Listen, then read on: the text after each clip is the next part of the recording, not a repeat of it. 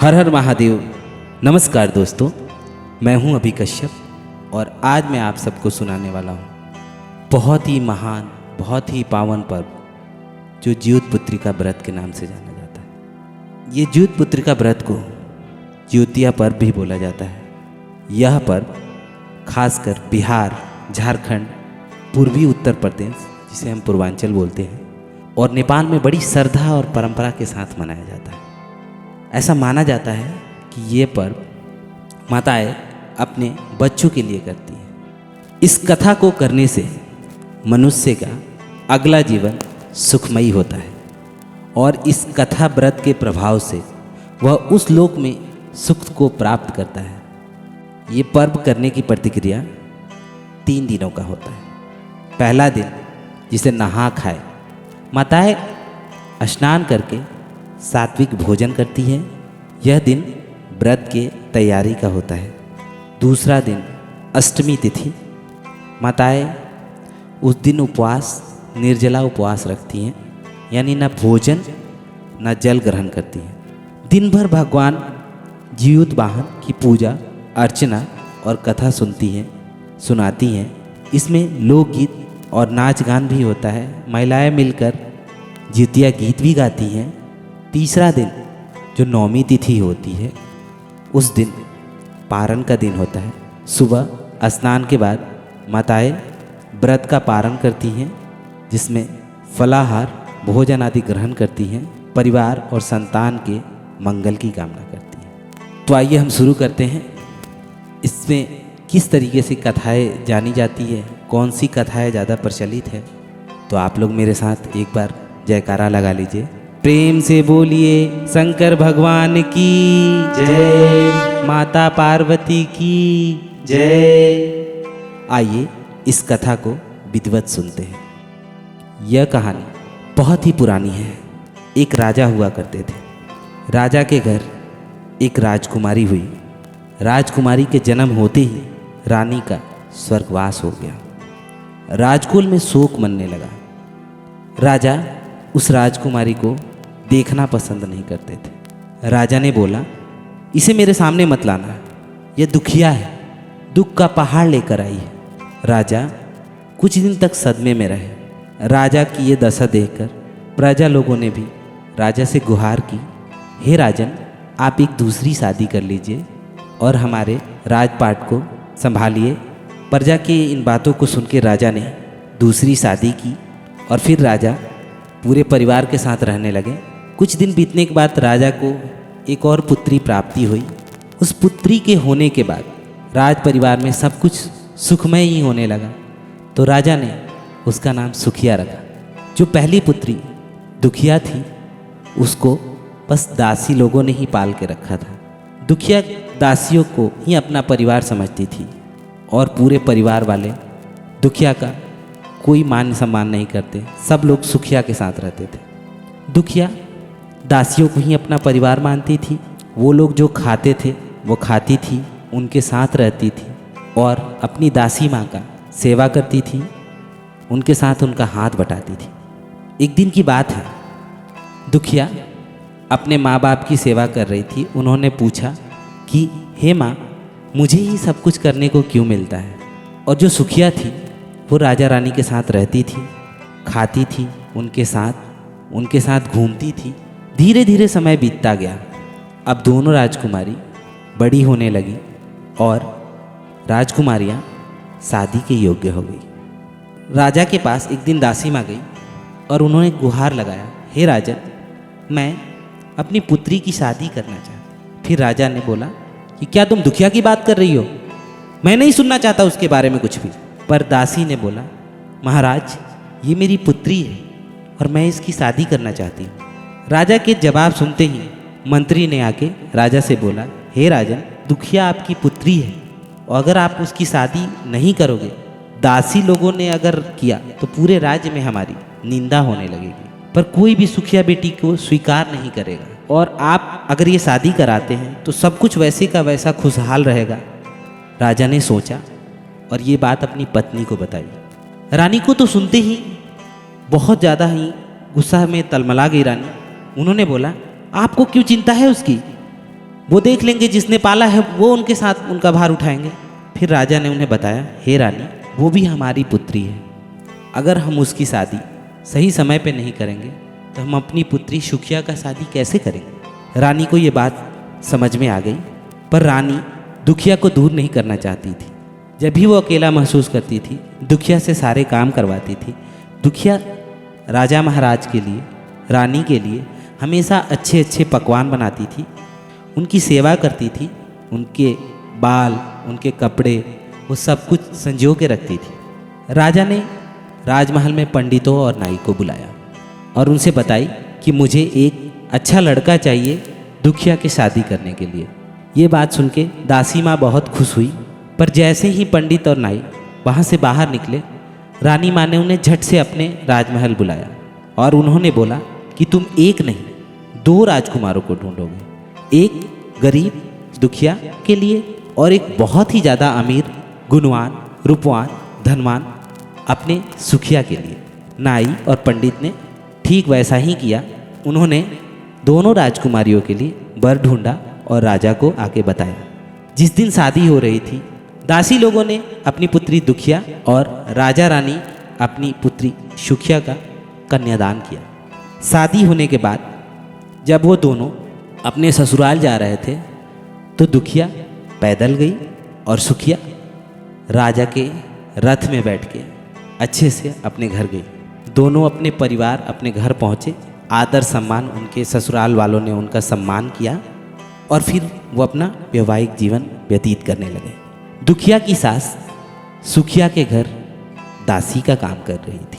सुखिया बहुत ही ज़्यादा धन्यवान उस राज्य की रानी थी। एक दिन अचानक दुखिया की सास बीमार हो गई और उनकी तबीयत इतनी बिगड़ गई कि वो काम करने लायक नहीं रही और उनके एक ना काम करने से घर में सही से राशन पानी आना भी बंद हो गया। फिर दुखिया को ये देखा नहीं गया। उन्होंने जाके अपने सासू माँ से बोला, हे माता, आप मुझे बताइए, राज दरबार में ऐसा क्या कार्य करती हैं जिसे हमारा पालन पोषण होता है। मैं भी वो काम करूँगी और अपने घर परिवार को सुखमय जिंदगी दूंगी। दासी पहले तो अपने बहू को जाने से मना किया, फिर उन्होंने सोचा कि अगर मैं जब तक ठीक नहीं होती हूँ, घर के हालात ऐसे हैं कि हम सही तरीके से पालन पोषण भी नहीं कर सकते। फिर उन्होंने दुखिया को सुखिया के घर भेजा काम करने के लिए। दुखिया सुखिया के घर जाती थी, अच्छे अच्छे पकवान बनाती थी, खाना बनाती थी और राजमहल में राजा रानी के खाने के बाद जो भी बचता था वो अपने घर पे लेके आती थी। एक दिन की बात थी, दोनों को पुत्र प्राप्त हुए और रानी सुखिया ने दुखिया से बोला, सुनो दुखिया, आज तुम अच्छे से ये चावल और साग बनाओगी, जो मेरे बालक को पसंद है, मुझे भी पसंद है। फिर दुखिया ने बोला, जी दीदी, आप जैसा कहेंगी वैसा ही मैं करूँगी। उन्होंने वो चावल को अच्छे से साफ़ किया और उस साग के डंठल को तोड़ के अलग हटाया। उस दिन उनके घर पे इतना पकवान नहीं बना था कि वो अपने घर लेके आ पाए, तो उन्होंने क्या किया, चावल के जो बचे हुए दाने, जिसको खुदी बोलते हैं, वो खुदी और साग के बचे हुए उस डंठल को ही लेके अपने घर आए। जैसे वो अपने घर पहुंची, बच्चे उनके पास दौड़ते आ गए, माँ खाने के लिए क्या लाई हो, आज क्या बना था खाने में। दुखिया अपनी पोटली छुपाती हुई अपने बच्चों के पास गई, हे बालक, आज तो राजमहल में ऐसा कुछ भी नहीं बना था जो मैं लेके आती। हाँ, सफाई करते समय मैंने ये चावल के दाने और ये डंठल लेके आई हूँ। अगर मुझे थोड़ा सा समय देंगे तो मैं आप लोगों के लिए कुछ बनाती हूँ खाने के लिए। ऐसा करते ही वो अपने बालकों के लिए उसी खुदी का खिचड़ी और उस डंठल की साग बनाए। अचानक से शाम के समय जैसे ही दुखिया बाहर गई, उन्हें दिखा कि एक बूढ़ी माता उनके घर के तरफ आ रही थी। उन्होंने बोला, हे पुत्री, शाम के टाइम मुझे कुछ नहीं दिखाई देता है, क्या तुम मुझे अपने घर ले चलोगी। दुखिया भले ही दुखी थी, बट वो दिल की बहुत दयावान थी। उन्होंने बोला, क्यों नहीं माता, मैं आपको ज़रूर अपने घर ले चलूँगी। वो अपने घर लेके आई। उस समय उनके घर में बस 2 ही चरपाई हुआ करते थे। एक चरपाई पे उनके बच्चे सोते थे और एक चरपाई पे दुखिया सोती थी। दुखिया ने एक चटाई ज़मीन पे बिछाई और उस चरपाई पे बिछावन करके उस बूढ़ी माता को आराम करने के लिए दिया। फिर उन्होंने बोला, क्या तुम मुझे कुछ खाने को दोगी? उन्होंने बोला, माता हमारे घर तो उत्तम पकवान नहीं बने हैं, पर थोड़ा सा कुछ बचा हुआ था जो मैं अपने बच्चों की भूख मिटाने के लिए बनाई हूँ, वही बचा हुआ है। अगर आप बोलेंगी तो हम उसे जरूर आपको देंगे। माता ने बोला, क्यों नहीं पुत्री, आप मुझे खिलाओ, मैं जरूर खाऊंगा। दुखिया ने वही चावल और साग जो सब्जी बनाया था उस माता को खाने के लिए दिया। माता ने वो खाना खा लिया और वो आराम करने के लिए बैठ गई। दुखिया पूरी रात उनका पैर दबाते रही, उनकी सेवा करते रही जब तक कि माता को नींद ना आ जाए। जैसे माता सो गई, दुखिया भी चटाई पे जाके आराम करने लगी। अचानक से माता ने उन्हें बोला, हे पुत्री, मुझे बहुत तेज शौच लगा है। दुखिया के घर पे तो शौचालय भी नहीं था और रात इतनी हो चुकी थी कि वो माता को बाहर भेज भी नहीं सकती थी। और वो सोचने लगी कि इस रात्रि अगर इस माता को मैं बाहर भेजती हूँ, अगर उनके साथ कुछ हो जाता है तो मैं क्या करूँगी। तो उन्होंने माता से बोला, हे माता, एक छोटा सा कमरा है मेरा, आप उसमें ही शौच कर लो, मैं सुबह उसको साफ कर दूंगी। ऐसा कहते ही माता को उस कमरे में ले गई। माता ने उनसे पूछा, हे पुत्री, भड़बड़ करूँ कि छरछर? वो नींद में थी, उसे समझ में नहीं आया कि माता ने क्या बोला है, तो उन्होंने बोला, माता भड़बड़ कर दो। फिर थोड़ी देर बाद माता उनके पास पहुंची, बोली, हे पुत्री, मुझे अपने ये हाथ धोने हैं, कैसे धोऊं? दुखिया के बाल बहुत बड़े थे। दुखिया ने बोला, हे माता, आप मेरे इस बाल में पोंछ दो, क्योंकि अभी मेरे पास ऐसा कुछ भी नहीं है जिससे मैं आपकी सेवा करूं। माता ने ठीक वैसे ही किया, उसके बाल में अपने हाथ पोंछ दिए। हर दिन के बाती दुखिया सुबह सुबह गंगा स्नान के लिए निकल गई, और जब वो स्नान के लिए गई तो उसके बालों से सोने की गंगा बह रही थी। उसके साथ गए हुए जितने भी लोग थे वो सब चकित हो गए थे कि ऐसा क्या है इसके साथ। जैसे वो नहा रही थी, अचानक से उसे ध्यान आया कि कल रात को तो मैंने माता का शौच साफ ही नहीं किया है। वो फौरन वहाँ से दौड़ते हुए अपने घर पे आई। जैसे उसने दरवाज़ा खोला, वो देख के चकित रह गई। उस घर में सोना ही सोना पड़ा था। अब वो बात किसी को बताती नहीं, वो धीरे धीरे अपने घर में सब कुछ अच्छा करने लगी, नियम पूर्वक से पूजा करने लगी। अचानक एक दिन सुखिया के मंत्री यहाँ पे आए। उन्होंने पूछा कि क्यों नहीं आती है दुखिया हमारे घर काम करने के लिए। रानी का आदेश है कि दुखिया को हमारे राजमहल चलना होगा। दुखिया के पास इतना धन हो चुका था कि वो उनके घर अब काम करने की अवस्था में नहीं थी। वो बहुत ही खुशमय अपनी जीवन यापन कर रही थी।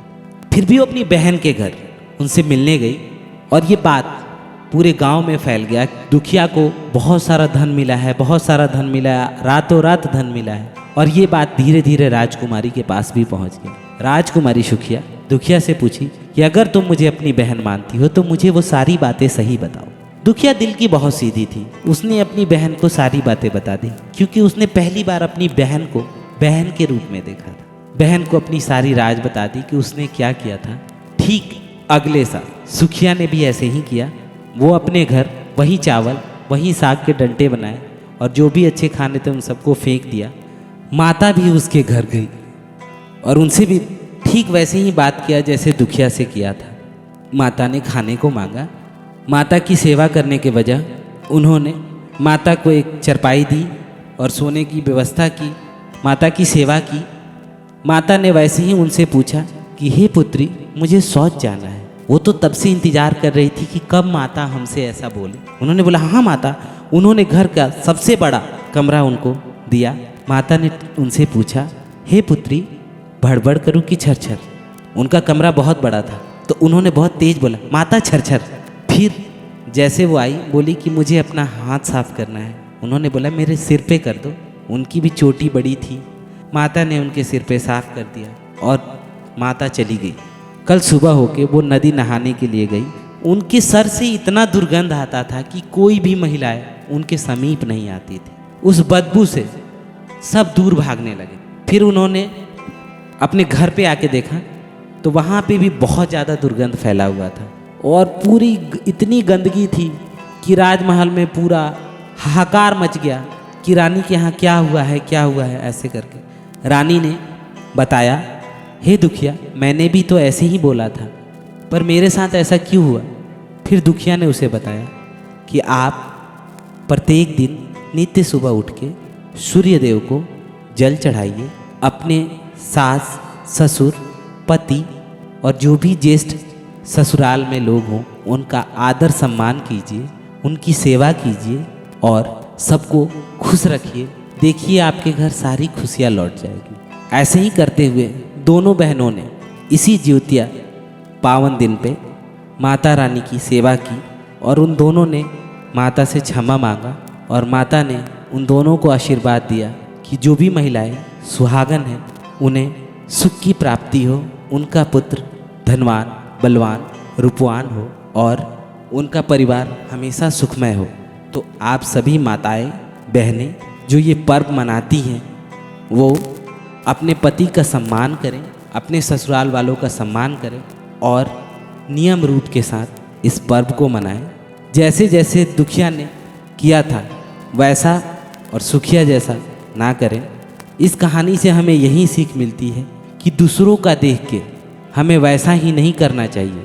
हम जैसे हैं वैसे खुश हैं और कोई भी माता अपने बच्चों को दुखिया, नीरस, अपमानजनक शब्द या कुछ भी अभद्र भाषा से अपने बच्चों को ना पुकारे।